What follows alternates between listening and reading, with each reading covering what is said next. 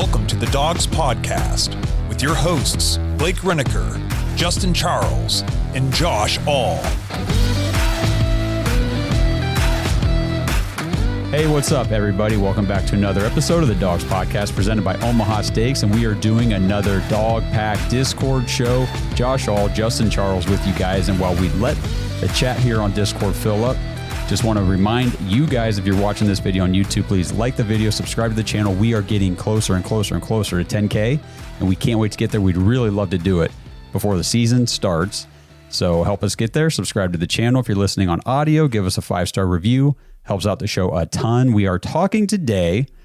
We had Browns football on the field yesterday for the first time in 2024. Well, no, I guess not technically for the first time this year because we did play in January.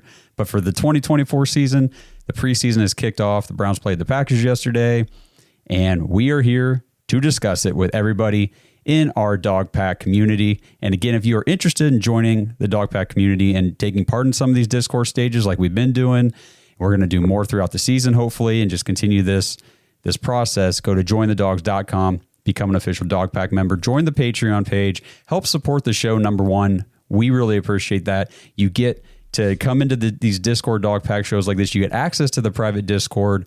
We're doing a big Dog Pack meetup in November for one of the Browns games where everybody's getting together at a Browns backers bar, and we're going to have Browns alumni there. We're going to do some podcasting.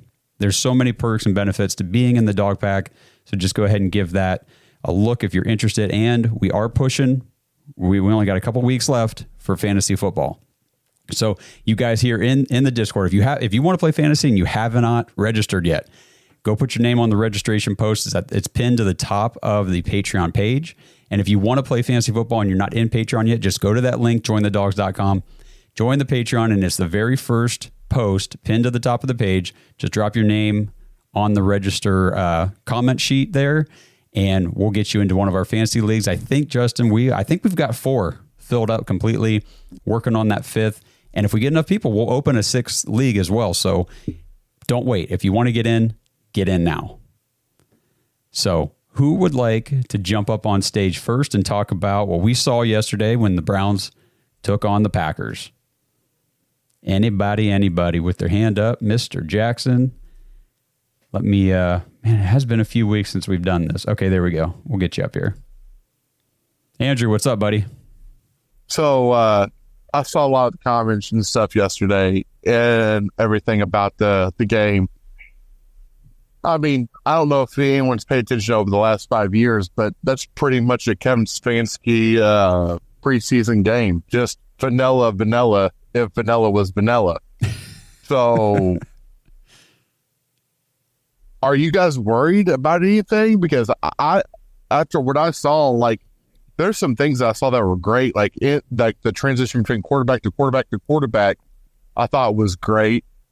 But like overall, like I thought it was pretty decent, like for a preseason first preseason game.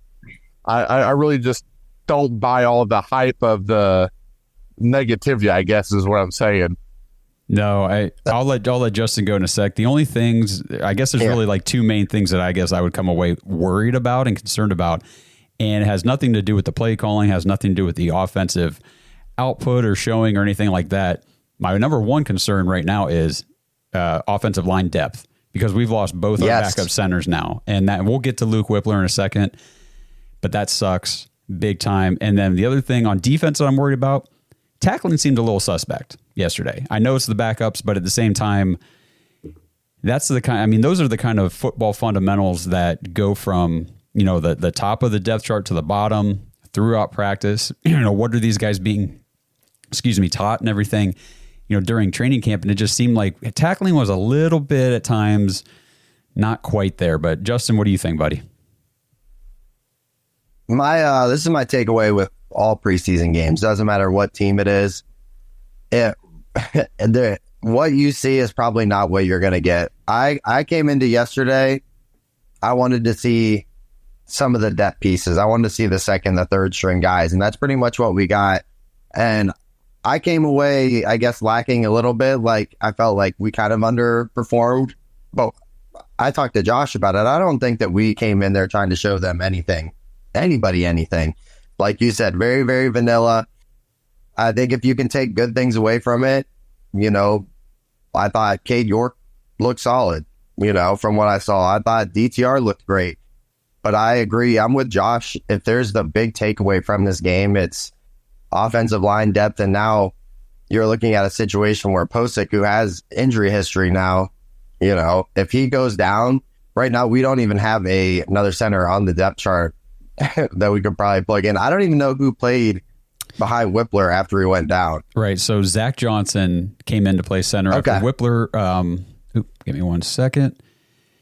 And so I guess we'll just go over here real quick. Luke Whippler got rolled up on by, was it Drumford?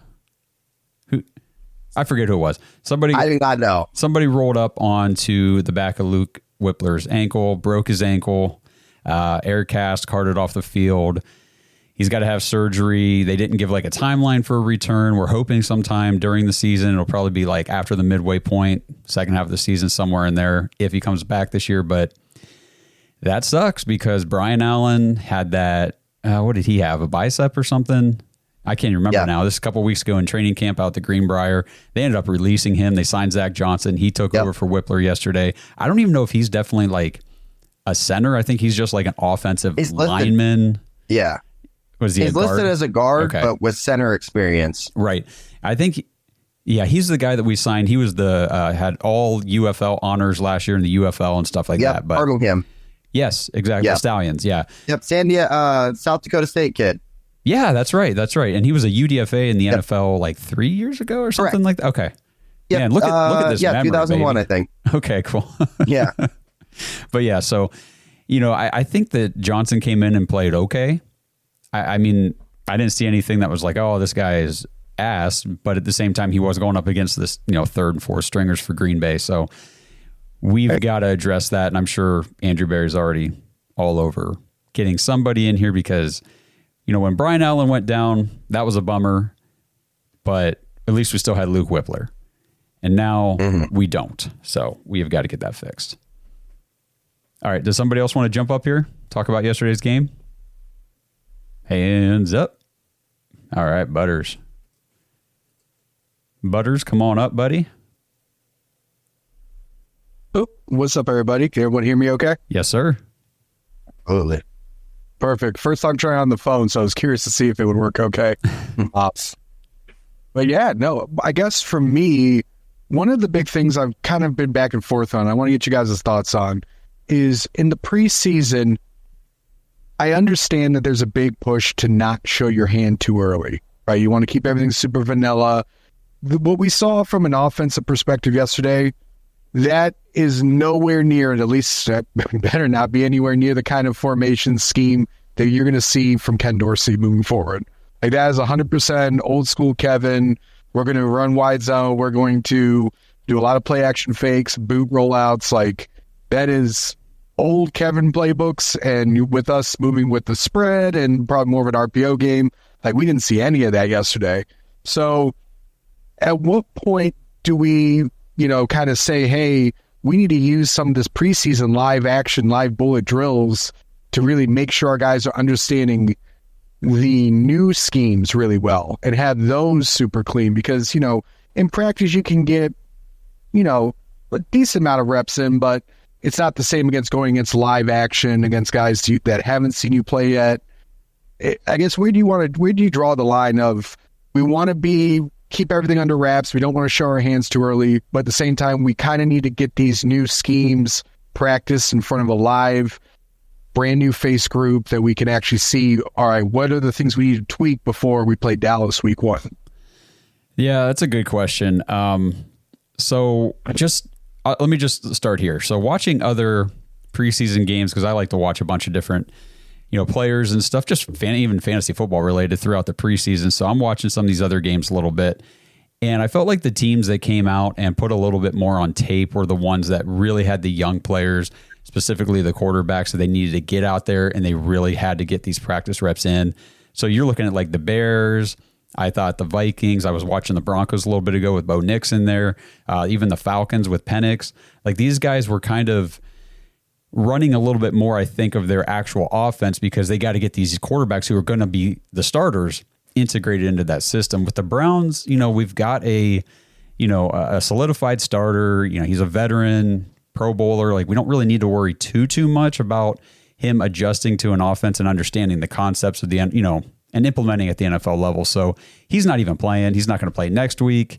So my guess would be we're not going to see a whole bunch of, I don't know, the new scheme stuff until Deshaun's actually on the field to run it, because what's the benefit so much of putting your backups out there and showing it off, I guess is my point. And I know we had some starters play yesterday, but still it was primarily a lot of the second string guys. Justin, what do you think, man? I agree. I think there's a fine line between, like, even as far as playing time for starters, you know what I mean? There's a fine line between, like, what's risking an injury and then what's you're sending them out and they're, not at football speed and all that.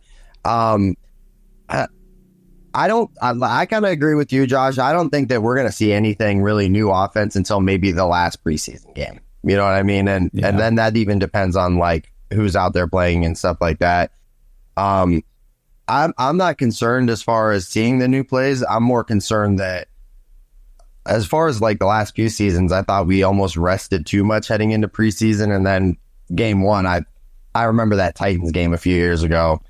There was so much hype and, we really didn't play anybody. And then we went in week one and got punched in the mouth with that was also a ton of hype. So that was Freddie Kitchens, though. That's fair. Yeah, that's fair. But so, that's my only concern. I just want to see you guys get just enough reps where we're ready week one and we're going at full speed right out of the gate. Yeah, with such a big matchup week one against Dallas, it does not surprise me that the Browns didn't want to put a whole lot out there on tape, because that just gives Dallas more time to prepare for what we're going to do. And if we're just showing kind of the old ho-hum Kevin Stefanski stuff from years past, we're not giving them anything new. And I think yesterday, at least for the offensive side of the ball and the scheme and stuff, was let's get these guys out there. Let's get hit by another team for the first time. Let's just kind of, run some plays and do that kind of thing. Of course, for the excitement level, sucked. It's totally boring, but that's preseason football. And anybody who was expecting, like, these big fireworks and all this stuff from, the backups in week one of the preseason, yeah, they're probably pretty disappointed. But your expectations, I see a lot of those people on Twitter say, "Oh, Kevin needs to be fired because of you didn't have these guys prepared." I think yesterday was just a lot of let's just get our feet wet, let's get hit, try not to get anybody injured. Unfortunately, we did, and we can go over some of those injuries too. But Andrew Jackson said he wanted to come up and talk. He lost his train of thought, so that's great. Oh, wait, he must have remembered because now he's back. He wants back on the stage. All right. So sorry about that. So how much more stock do you put in this week with the joint practices with the Vikings do you do with this previous week? Like, does this week mean more to you guys than the first week of, I guess the preseason? We think it'll show more or show less? So, go ahead, Justin. You take this. I think going into this week, this is going to be a very chippy week. I think you're going to hear a lot of reports of, both these teams are kind of chirping a little bit, maybe some scuffling. I think it'll ramp up this week because you're not worried about going against your team now. You know what I mean? I think these are going to be a little bit more full speed, a little bit more intense. And you got to hope as week one approaches, the preseason, the intensity, all that stuff kind of heightens up as well. So I would expect this week and this preseason game to be a little bit more, and maybe some playing time for Watson, offensive starters. So the joint practice week of preseason is always the one that I like the most. I like to pay attention to it the most, but it's the camp reports and the stuff people are seeing on the sidelines at camp and all that kind of stuff that are coming out this week that I want to hear about. Not so much in the game, because again, I think the game on Saturday is they already said Deshaun's not going to play. So, I mean, it's going to be a lot of the same, okay. I think. But it's in terms of the practice, this is where these guys are actually going against each other. When they're going team on team and our offense is going against their defense, how is our offense looking? How are our receivers doing? Is Deshaun connecting? Are we throwing touchdowns? Are we scoring? Are we moving the ball? Or is the Vikings defense pretty much stifling us and we're having trouble out there executing the plays? That's more telling to me than whatever happens on Saturday. Because again, it's another preseason game.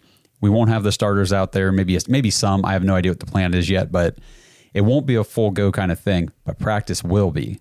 So these joint practices, I like following the reports during the week.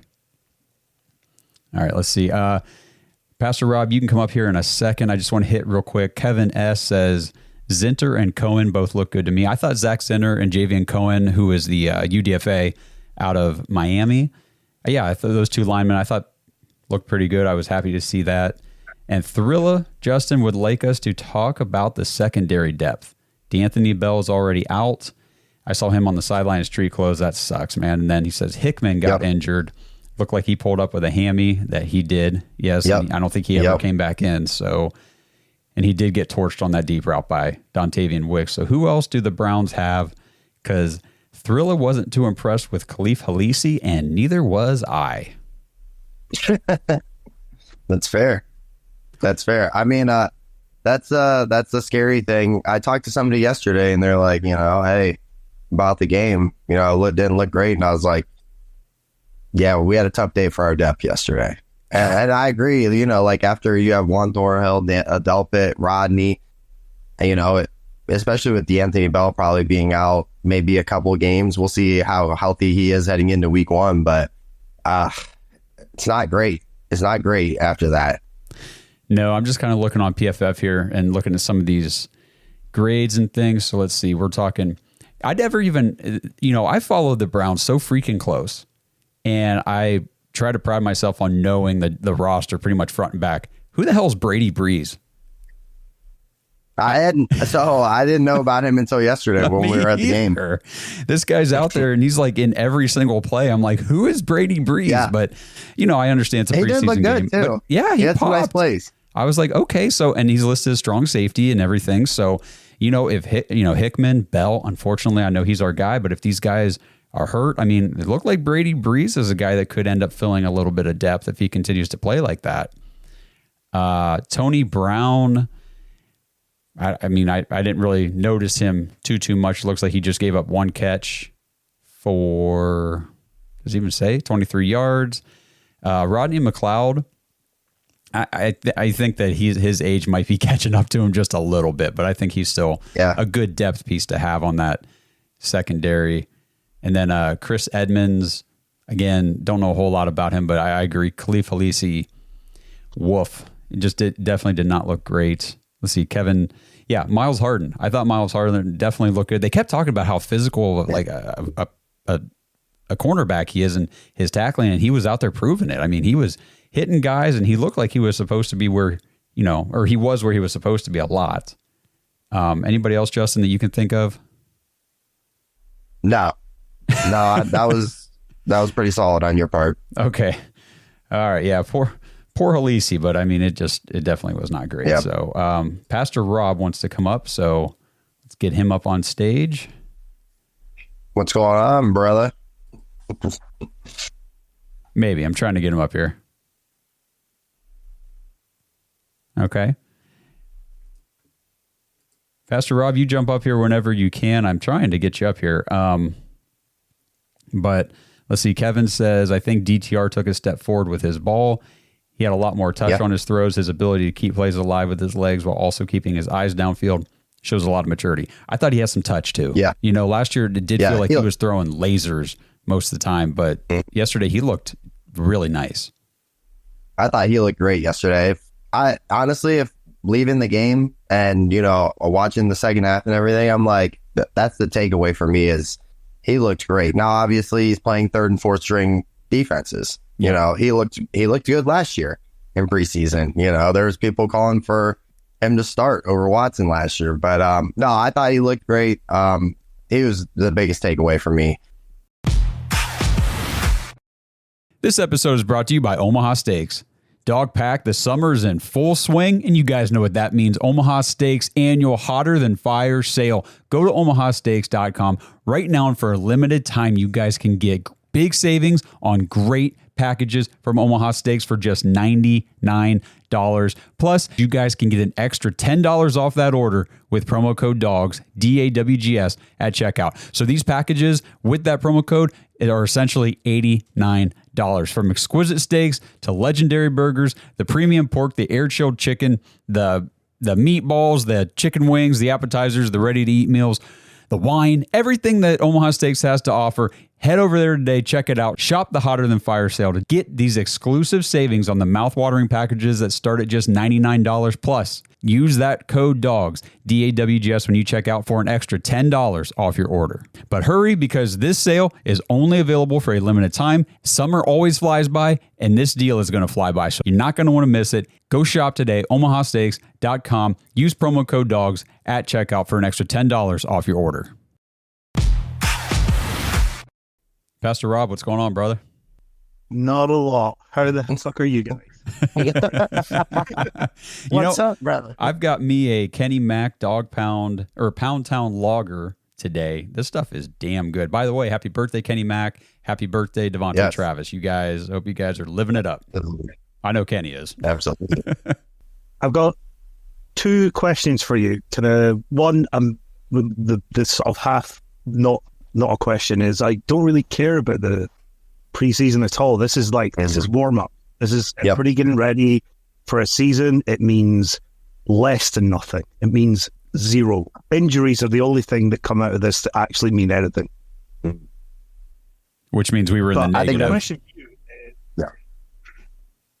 My question for you is, from what you're seeing from the left tackle situation, why is Kevin not putting DeJuan Jones in for left tackle? I do not want to see what's his name, Hudson. Hudson. James Hudson. Hudson. Sorry. I think I honestly think DeJuan Jones is still getting healthy. I don't think he's 100% healthy yet. I know he's back. And then honestly, I think it'd be too big of a risk, putting him out here. If you throw him out there in a preseason game and he's playing, Justin, he played yesterday. Minutes probably. What's that? DeJuan Jones played yesterday. Did he? Yes, he started. No kidding. I did not know that. Okay. Well, hey. Too many beers. I'm actually surprised by that. I didn't think he was really, really I thought he was still coming back from injury. That's surprising. Okay. It's okay. For everybody listening or watching this after the fact, when Justin goes to the games, right? So yes, Justin doesn't have the luxury of sitting there with the broadcast like we do at home, getting the lineup, posted on the screen and everything, and then constantly reminded of what guys are in there. So it would have made sense, because I was honestly a little shocked too when they said DeJuan Jones at right tackle. I was like, DeJuan Jones, really? I guess he is healthy. He has been at practice. It's the other two tackles that are still out. But then again, if he didn't start, who the hell was going to start? Because it's him, and then it's Hudson at the other side, and then you've got Jermaine Afidi, Hakeem Adeniji. It's real raw. Yeah, I didn't think Adeniji played too bad, but who's that? What's his name? Mbiteka, the international program guy, Roy Mbiteka. Oh, he was bad. The Nigerian guy. Yes. Yep. Hey, we love our Browns, but we just got to be real sometimes, and that dude sucked real bad yesterday. So, and James Hudson. What? I think that kind of says a lot too about the situation that we're heading into, as far as, you're already hearing, should we trade Conklin? Should we? I'm kind of in the opposite direction of no, keep as much as you can right now. I mean, we're one preseason game in, and we're already concerned about depth at the offensive line, position as far as injuries go. So it's kind of crazy, but yeah, that is very surprising. Yeah. Go ahead, Pastor. I think we've seen enough of Hudson so far. I think everything I've seen of Hudson doesn't lead to anything good. I think he's barely a backup tackle. Never mind an actual starter or anything. He's barely a backup. No, I think this is year 4. And right? Is this year 4 on Hudson on his rookie contract? I think we're done with him after this year. And to me, he projects as if he sticks around the NFL after his rookie contract, it's going to be on practice squads, getting called up for spot starts or spot depth, times or whatever. He is not developed. And at this point, I don't think he's going to. Sure. It's kind of unfortunate because he moved around in positions in college and ended up coming in with very little experience at the position, and it's vastly showing now. Yeah, he was a liability last year, and that trend is going to continue. So, anything else that you wanted to throw in there about the game yesterday? So my other thing is a bright spot with Miles Harden on defense. I thought he played particularly well for a rookie playing with other guys who were basically going to be practice squad guys. He kind of showed out every now and again when things came to him. I don't know. He's not scared to tackle, and he's not a big guy. He is not scared to get in there and put a tackle in, which I thought was good for him. I thought he showed really, really well that he's going to be useful this season for us. For sure. There was a lot of people when, the draft ended that said, who really cares about 7th round rookies? And I was very high on Miles Harden after we drafted him, and I researched him, and I came away from all that thinking, I see him being a decent, usable player for the Browns, not just like a practice squad candidate or anything like that. And you talk about depth in the secondary. Well, we need it. And I think he can provide that. And then you think about special teams, a guy that can tackle like that, he's making the roster, in my opinion. Well, and we talked, Pastor Rob, you talked about, preseason stuff like that. A big thing for me with like these preseason games is getting to see some of these kind of guys. You know what I mean? So every year there's a couple of guys like a D'Anthony Bell that kind of pops off the film. You're like, hey, this guy, he's going to end up making, the roster or something like that. So for a guy like that, a 6th round pick, or even, a UDFA, like Aiden Robbins yesterday getting playing time, seeing some of those guys, that's what I take away from like the preseason games is how are those guys developing? How are they even looking? Yeah. The other one that I seen yesterday was Diabate. I thought he really played well. For a UDFA in his second year. Oh, yes. Yeah. He did, and I think I don't know. I have not heard anything about Buki Watson. Was another guy that got injured yesterday, left with a quad injury. He had to get an MRI, I believe. Great, cool, awesome. He's one of the chain of like we got like 10 players all needing MRIs or something like that. Or CT scans, it's like crazy. Yeah, it's like get in line, guys. But, we were so excited about Buki. We talked to him on the show here. Just led the SEC in tackles and sacks. I think they said he was the first player ever to do that in history. So very impressive young player, and just a bummer to see him get hurt in the first freaking preseason game, because I was expecting big things out of him this year. Yeah. Special teams, but then also just providing depth and rotation at that linebacker spot. We've got Jordan Hicks is already banged up. Tony Fields is already banged up. JOK's missed a couple of days. I don't think anything serious, but we need our freaking players. This sucks. Yeah, Devin Bush has injury history. Devin Bush looked good yesterday too. Yeah, I did. I thought so. That's what I was literally about to say. Devin Bush was a surprise, wasn't he? He was. He actually looked like a player. Yep. And we know that he has been very straight before his injury. He was awesome, and I think he was one of Blake's like under the radar, sneaky watch for this guy this year kind of players. And another guy, I'm just going through the list here. Devin Bush looked good, and another guy who popped for me. And I know, again, guy, I get it, 3rd and 4th string, understood. But Winston Reed, that UDFA out of Weber State, I thought he looked pretty good too. Linebacker. But I don't remember him much, to be honest. But okay. He played later in the game. I think he came in after Bush, but I only had a quarter of an eye on the game kind of towards the end. It was very much like, okay, I'm kind of done with this. Yeah. If we're mentioning just, guys that, I thought were impressive. Receiver wise, Michael Woods, the couple catches that he had, I thought he looked good. And Thrash, I thought had a couple moments. He had 2 catches, I believe, also. 3 for 43. Okay, yeah. 3 for 43. Jamari. And Go ahead. Woods put himself in a good position for getting on the roster, especially with Bell going down as well in the game. Yes, Bell had a big catch early in the game, and it was like, oh, cool. Hey, there's David Bell. And then he was injured and out. Oh, and God. It's like, son of a bitch.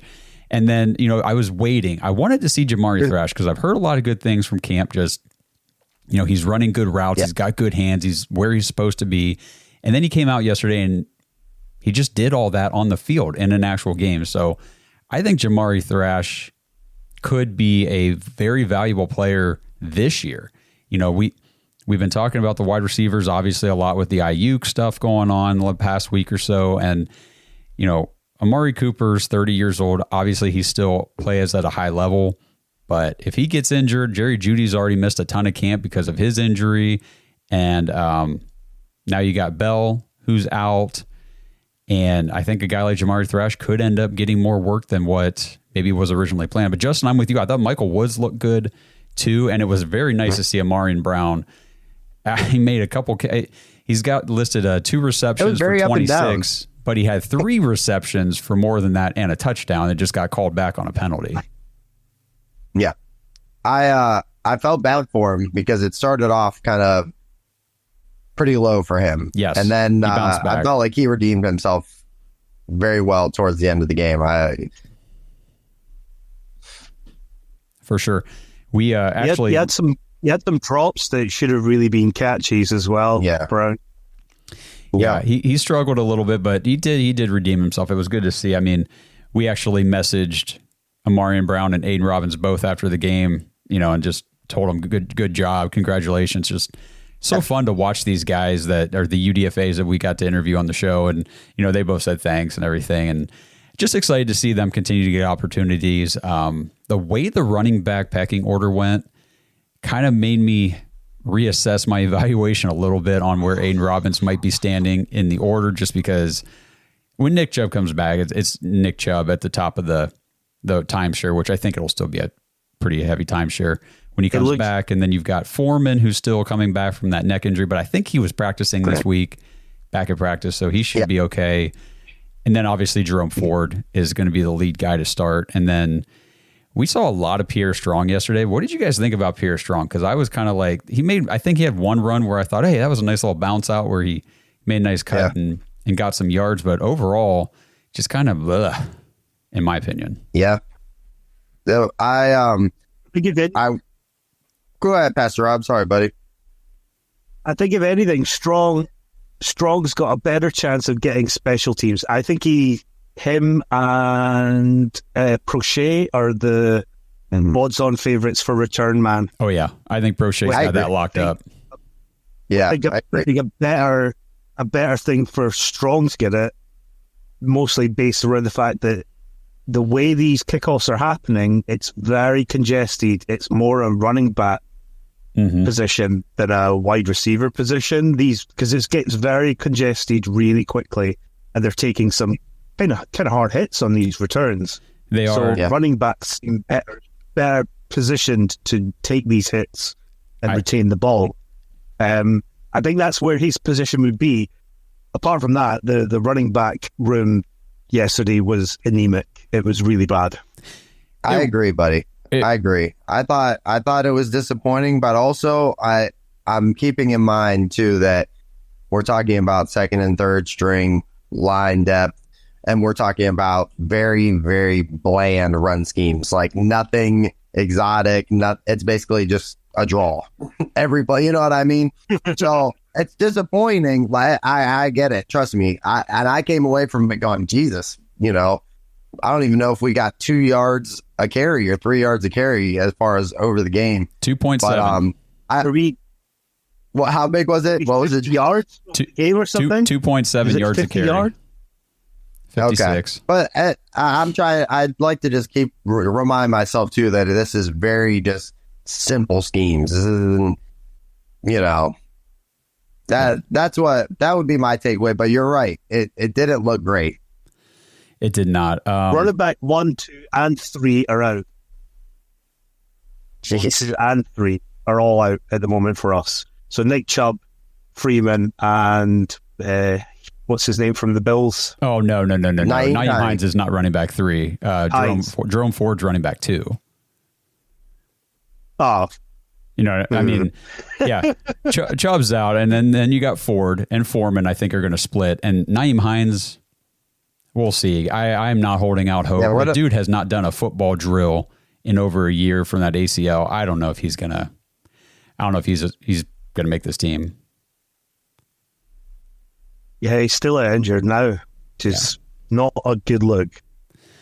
No, it's not. Let's get Andrew Jackson back up here. He's had his hand up for a minute. Hopefully he didn't lose his train of thought this time.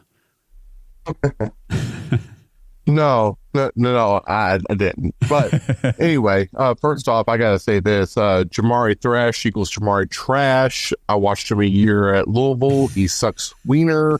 So, I mean, it is what it is. I mean, congratulations. You played decently with fourth string guys. I mean, what more do you want from me? I mean, I'm not going to give you any kind of kudos outside of that. But come on. This isn't like a Kentucky thing, is it? Yeah, it is. It's 1,000% hatred towards that guy. But it's okay. We feel the same way about Michigan guys. But you know what? I'll still give Zinter his due. Yeah, I mean, I was going to say, if he played for Michigan, would you guys give him the same amount of props or anything like that? But absolutely. No, we're give him the same amount of shit that you just did. Let's not lie. but anywho, so honestly, what are your guys' true, honest thoughts about the game? Take any bias, take anything that you thought about players, take anything of that out of the equation. Like, if you got hooked up to truth serum and a lie detector test, what are your true thoughts about this game? You want me to go first? Yeah, go for it, buddy. I will say this. I go into the game, you could tell it was a preseason game. You know what I mean? They still had the SummerSlam banners up. The stadium was not ready. I felt like, you know what I mean? But if true serum is in me, this is my big take. I would go, I thought DTR looked good. I thought DTR looked good against, like we said, third and fourth string guys. I thought that he still looked solid. And it's exciting as far as a development project. If that's the one takeaway that I have to go away from it, say, hey, the stadium didn't look great. DTR did. That's my takeaway. So if I've got the true serum in me and you want just my baseline Browns fan reaction to the game, not a common sense, level-headed kind of reaction, which I feel like I've been trying to do so far. The game was boring as shit, man. It was so fucking boring, and it was just like, oh my gosh, like the offense. And I get it. I understand why it had to be that way, but at the same time, it's like, I don't even want to watch this right now. And then every time they'd run the ball with Emmanuel Wilson, I mean, it's like we converge on him with like 3 guys, and then he's still getting 6 or 7 yards, a carry. And it's like, we kind of suck right now on defense. And I kind of said that at the beginning, I think I did anyway, of the show, that it just felt like some of the fundamentals with these backups, and I understand they're backups, and a lot of these guys aren't even going to make the roster. Maybe they're practice squad guys, but the basic fundamentals, sketchy. And it's preseason game 1. Okay, I'll give it a pass. If I'm seeing sloppy tackling and piss poor mechanics and things like that in week 2 and in preseason week 3, I'm going to be a little concerned about what we're doing at practice, because I don't understand these guys aren't getting all the reps. These guys are standing on the sidelines when we're doing team drills and all that kind of stuff. But when you're doing your individual drills, you're getting coached up. I mean, or at least you should be. And even if you're not on the field participating in a drill, you should be watching, listening, learning, mental reps. So I guess there you go. There's my true serum kind of take. But let's see. Who wants to come up here next? Mama Tendo, I see you're typing. Why don't you jump up here and talk for a second if you want to? I'm not trying to put you on the spot, but We'd love to hear from you. Fantasy football's coming up. All right, we got no hands up at the moment, so... Oh, wait, Butters. We got a hand. Butters is back. Butters is in. Butters is muted. Oh, sorry, guys. Butters is unmuted. All right. So, yeah, I would say one of the guys I was really hoping to see a little bit more from, because I think the writing's on the wall, but I hate being that guy that's like, I didn't like the pick from day one, but I came into it, hoping maybe he could change my mind. But Siaki Ika is really struggling, man. I mean, here's the thing. If you're going to be a true zero tech, you're going to be that big 350-pound beefcake in the middle, you got to hold the line of scrimmage. You cannot get blown off the ball. I mean, I can understand that he might not be the greatest pass rusher, whatever. I can live with it. Just don't get blown off the ball. And when, the final rushing touchdown Green Bay had, they climbed two off the line and took him right out of the play. It was easy into the end zone. At some point, he's got to. It's a third-round pick. He's going to keep being around. They're going to keep giving him opportunities. But at what point do you kind of cut bait and say, I don't want to go Anthony Schwartz on it yet, but my goodness, I was hoping for at least a little bit more pop coming into this new season. I think you're. Go ahead, Josh. No, you take this one. I'll go after you. I think there is legit concern. You could warrant concern because we're going into year 2 now. And from what I've read, he's dealing with some body weight issues because he has lost some weight. So he's trying to get used to the body weight, I guess, the new body weight. But from what I read, he was taken, basically knocked down twice, onto his ass. But it's tough because there's other guys, especially at that position. That position is interesting because you guys, Shelby Harris and Maurice Hurst, those guys, they're in a competition for that roster spot with Ika. So I know it's a third-round pick, and you have to think that, Andrew Berry has shown that he keeps his picks around. But I think that you could say there's an interesting conversation that maybe Maurice Hurst or Shelby Harris should have that roster spot over him, even though he is a third-round pick and he's still developing. I mean, I think you have a good point in saying at what point do you cut base? Because I think they're close to that. Yeah, and with Dalvin Tomlinson, status for week 1 up in the air right now, coming back from his knee scope or whatever. So don't know about him, if he's going to be available right away. And even if he is, he's coming off of no training camp. So he's going to have to get more eased into action. And then I think Shelby Harris was the one that missed some practice this past week with undisclosed injury last I saw. So I'm not really sure what's going on there. Man, just sucks for Ika. And we've seen that Andrew Berry likes to hold on to his picks and ride them out a little bit longer than maybe we're happy with sometimes. But if there's one position that he moves on from a little sooner than the others, it's that defensive tackle spot. And then he just grabs another one and tries to keep going. I mean, what was the kid from Ohio State? Tommy Togiai. He didn't. I mean, they cut bait with him after 2 seasons. They gave him a couple shots and said, nope, you're not developing. Perrion Winfrey started screwing around after 1 year, and they said, nope, done, get out. So this is that one position where we do have depth, as long as, the health isn't too in question. But yeah, he's got a lot of work ahead of him, and just he's starting out so far behind the 8 ball now that I don't know if he can make up that ground. This episode is brought to you by Bodden Sports. Browns fans, Bodden Sports is your one-stop shop for all your athletic gear. Bodden started out perfecting and manufacturing the best balls in the business. Yeah, if that sounded dirty, that's more about your mind than my words. But hey, it's true. Baseballs, softballs, footballs, basketballs, volleyballs, soccer balls, you name it, and Bodden has engineered the highest standard sports balls available. And now they offer more than just sports balls. If you got kids playing baseball or softball, Baden has batting gloves and bats to go along with both game balls and training balls. If you're into basketball, Baden makes basketball specifically for indoor or outdoor use. Heck, Baden even has all the equipment you need for pickleball, which is one sport that I hear everyone is playing and yet I still never have. And I need to fix that soon. But don't miss the backyard games section of Baden's website where you can order everything you need for this upcoming outdoor season. Pool balls, backyard volleyball nets, croquet, bocce, horseshoes, cornhole, and more. Right now, you can get 10% off your entire order at Baden Sports, BADEN sports.com/dogs, DAWGS, and use promo code DOGS when you check out. That's 10% off all the top quality sporting gear you need this season. BadenSports.com/dogs. Not really. I guess the only thing I would say, and I know we probably didn't go super deep into Mike Hall. I think he gave you a little bit of some excitement.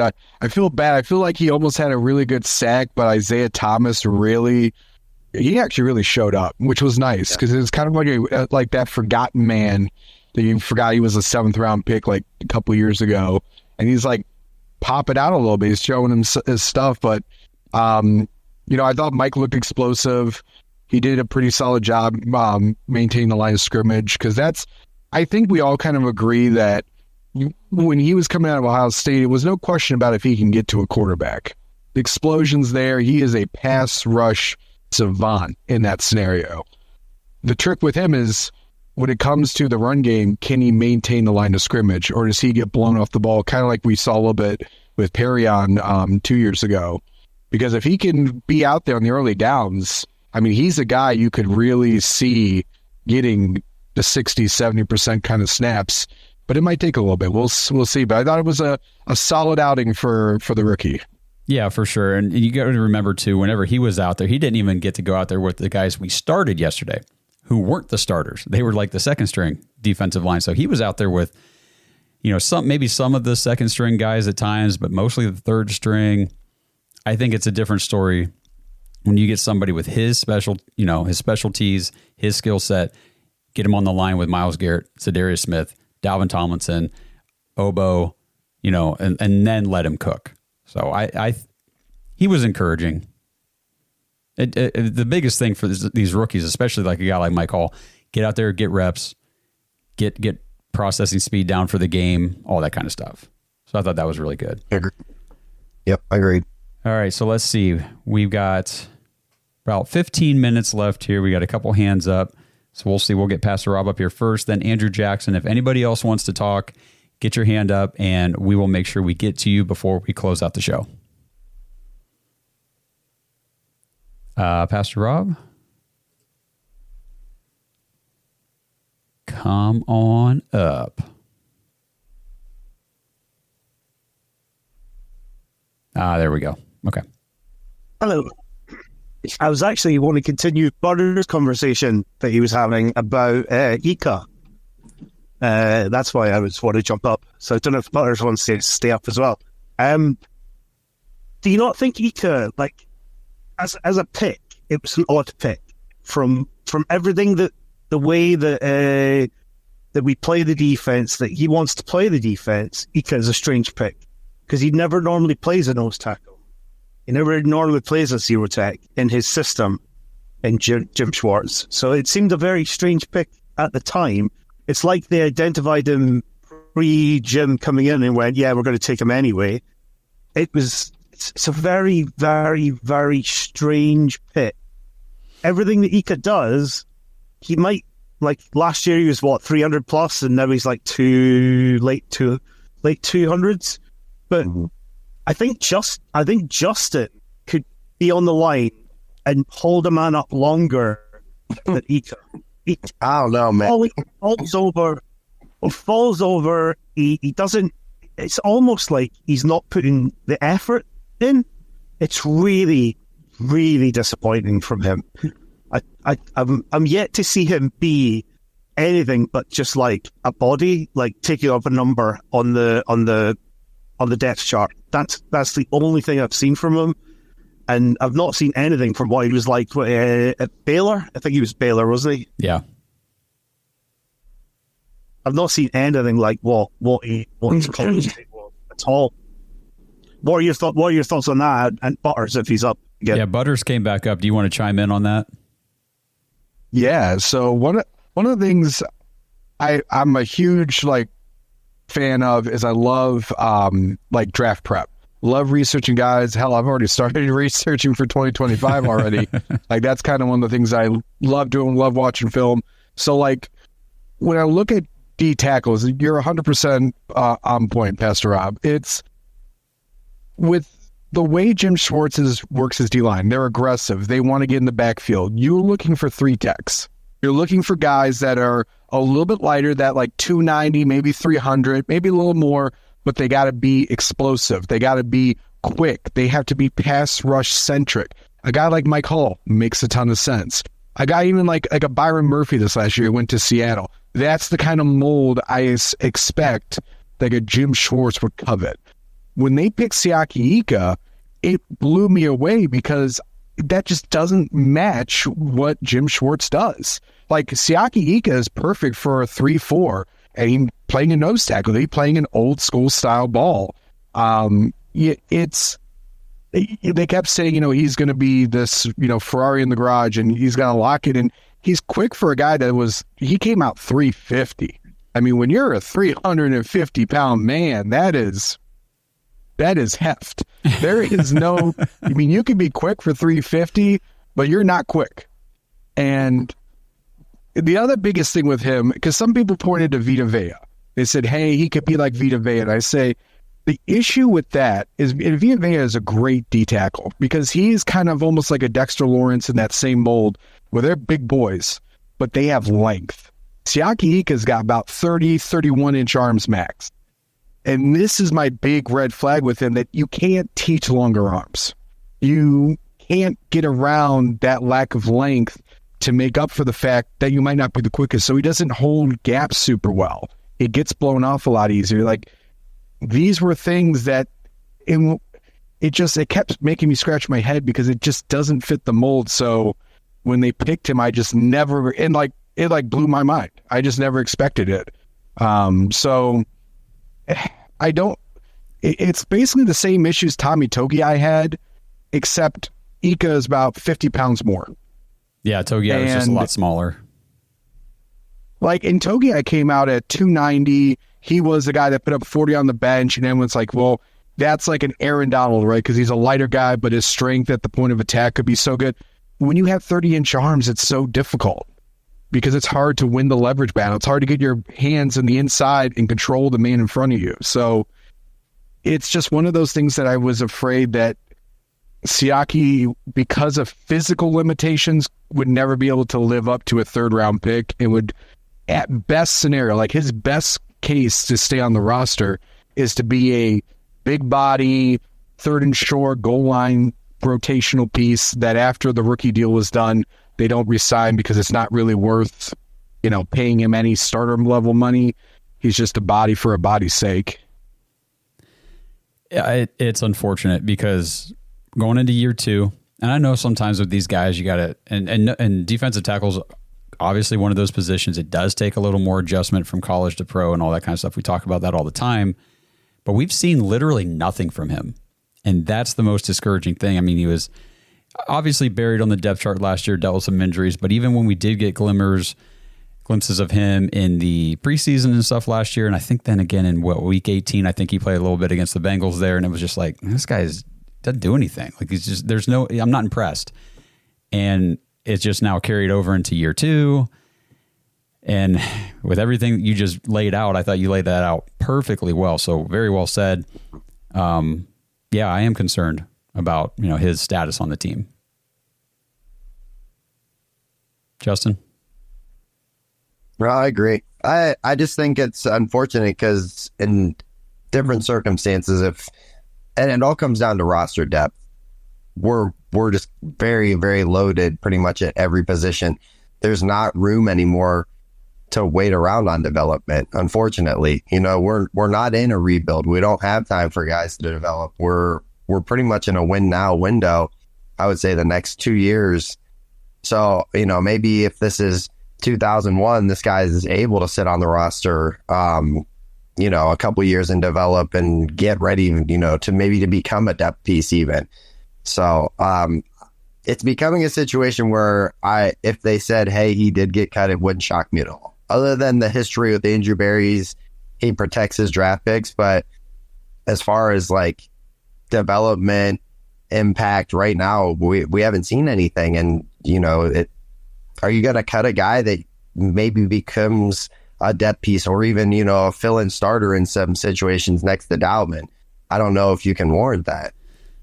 No, I think that, and obviously they must have had some concerns with Ika going into the season because we padded that defensive tackle position so much. And we've talked about it a bunch this offseason, how we just don't have room on the roster for all the guys at that position.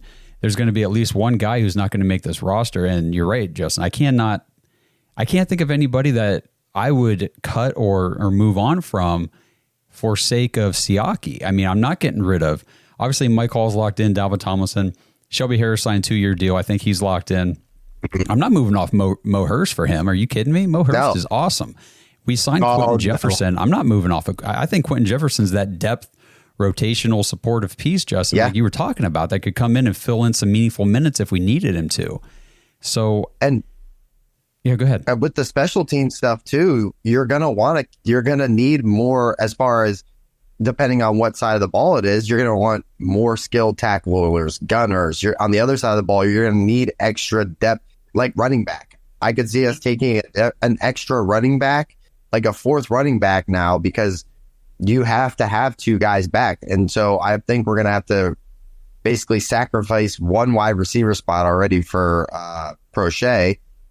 And depending on who the second guy is, the returner, whether it's Hines or if it's Pierre Strong or whoever, you're going to pretty much have to carry a fourth running back for that, or to, cover that second return spot. So I could see those guys, or even like, let's say Michael Woods, if he continues to excel in preseason, are you keeping Michael Woods over an Ika? Right now, I would say, let me take a shot at Michael Woods, considering we're on the last year of Amari's deal. We're going to need some wide receiver depth over the next couple of years. Ika doesn't help you on the special teams either, because he's a mobile guy. He's not going to be the guy who's going to run to the tackle. He's too big. The amount of energy he'd waste doing that would wipe him out for what? How many plays in a row?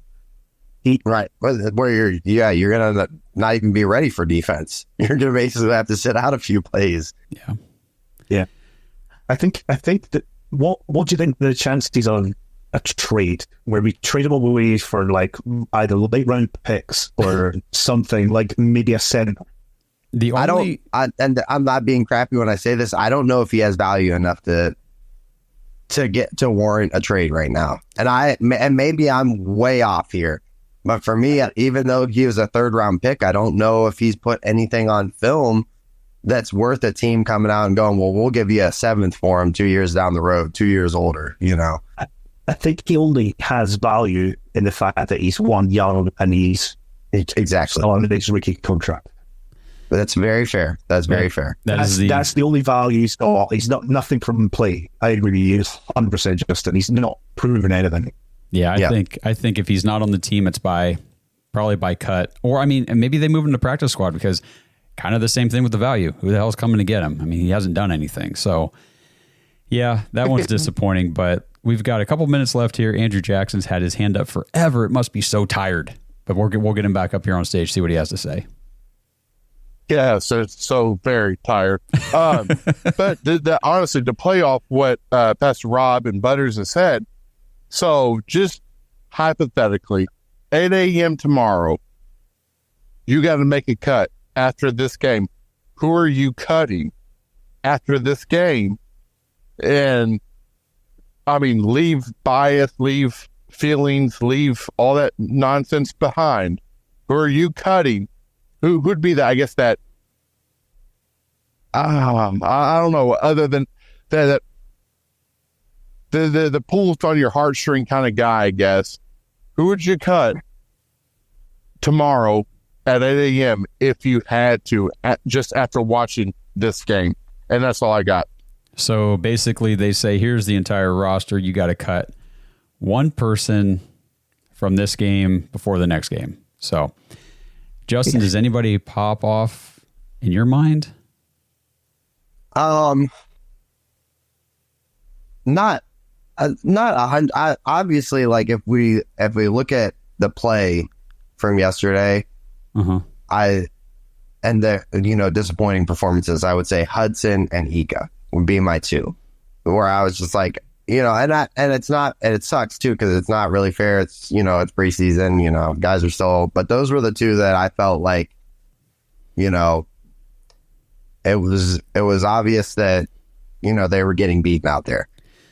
And the scary thing is though, and we have to cut somebody. I don't know if I'm even cutting either of those two. I'm sure there's guys way farther down on the depth chart that I'd rather move off of. I'm not getting rid of Hudson right now, especially since Whippler just went down. There's going to be some movement on that offensive line this week, and we're going to be bringing some guys in. And, if I had to, I would look farther down. I don't have a name right off the top of my head. Let me think about it, but it would be farther down the depth chart. Yeah. I mean, the Hudson thing with me, I know he's like an obvious choice that people are probably screaming. I know in the chat, Hudson. But again, he's a tackle that has starting experience in the NFL. It's not been great, but we also don't. If we cut him, then who's the depth tackle that we fill in his place? Mbateka? I mean, yeah, right. At this point, he is probably the best of the worst because the other guys aren't making the roster. So it wouldn't be him for me. Honestly, it might be a guy like Khalif Halisi. I thought after yesterday's showing, I'm like, okay, I'm kind of done with him. Like he didn't look great at all. And I think that we have like our cornerback depth. I definitely would not keep him over like Miles Harden. And we've got Justin Hardy as well. And I know he's like a big special team guy. So I don't see a whole lot of room for Khalif Halisi given the other guys that are in the mix for that cornerback position. And it's still so early too. Yeah. You know what I mean? It's so, I think the biggest thing to take away from yesterday is just don't panic. You know what I mean? That was the only, like going home yesterday. If that's a regular season game, I'm devastated. I'm like, right. Oh man, we got sucked. Dominated. We did not really look good at any point of the ball. You know what I mean? But for me, I'm like, it's the first preseason game. We're talking about guys that, most of the guys that were playing, some of them are going to make the team, but a lot of them probably aren't. A lot of them end up practice squad guys or even, UFL guys next year or whatever. So I think that's the biggest thing. Let's, take a deep breath. We saw the depth. It didn't, inspire a lot of confidence, but also it's early.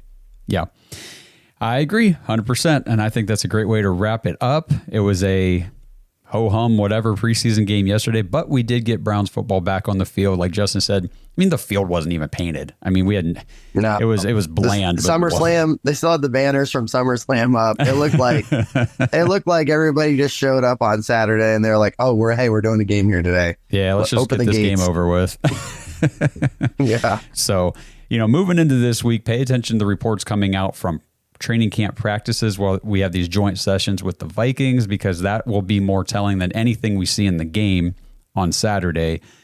This week, I think, is going to be a lot more important to pay attention to. But again, it is still preseason. Just the biggest thing for me, pray for no more injuries, because losing Whippler yesterday was more than what we needed to have happen. We can't be losing more people because it's a long season. We know how that went last year. But we appreciate everybody tuning in, everybody in the chat jumping in for this Dog Pack Discord. You guys rock. We love you guys. They're talking about Cleveland in November, the get together. Can't wait for that. If you guys listening, watching are interested, if you want to join the Dog Pack, head to jointhedogs.com, become an official Dog Pack member in the Patreon, get access to the private Discord, jump in, do these Dog Pack Discord shows like these guys do. It's a great way. Get in there, get to know everybody. Awesome group of people. We have a ton of fun. The Discord is a 24/7 conversation. I say it all the time. There's always somebody in there talking. People are in there chatting about something, and it's awesome. It's a ton of fun, and we are doing that get together in November. Plus, fantasy football signups are still going on until August 23rd. Do not miss out. If you want to get in, get in now. You can do the free trial for the first 7 days and then continue on with your membership after that. But just let us know that you're interested in fantasy, and we'll get you guys put into a league. We're going to have a ton of fun this year. So anything else you want to hit, Justin, before we wrap it up for good? Nope, I'm all good, man. All right, buddy.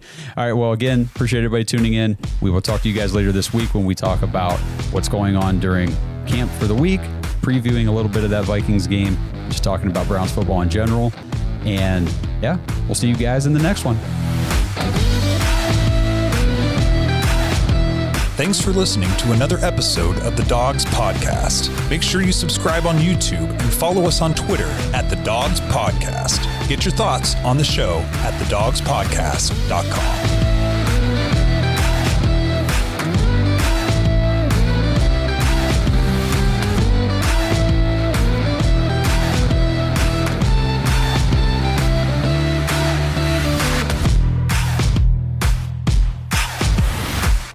This episode is brought to you by Danger Coffee. Browns fans, we talk about how Danger Coffee is made free from mold toxins that are in 45% of the world's coffee, but that's not all that Danger Coffee has to offer. Mineral and nutrient deficiencies are a big deal. They make you feel sick, tired, stressed, and they can give you brain fog. These deficiencies negatively affect your immune system, your digestion, sleep, metabolism. Have you ever wondered why you get an initial burst from your coffee, but then you get that little crash not long after? Danger Coffee's patent-pending process remineralizes your body with more than 50 trace minerals and electrolytes, leaving you more energized, engaged, powerful. These micronutrients enter the cells to boost performance. They bind to toxins to provide detoxification support. I know that sounds like a lot, but the bottom line, guys, is minerals matter, and most of us really don't get enough of them on a daily basis. Danger Coffee delivers micronutrients, plus it gives you access to the minerals you already have. Head to dangercoffee.com, use our code DAWGS, DAWGS, for 10% off your order, and that code can be used over and over, so you get 10% off every order you make using code DAWGS. It's time to start every day off with a cup of coffee that gets you going and actually keeps you going. dangercoffee.com, code DAWGS.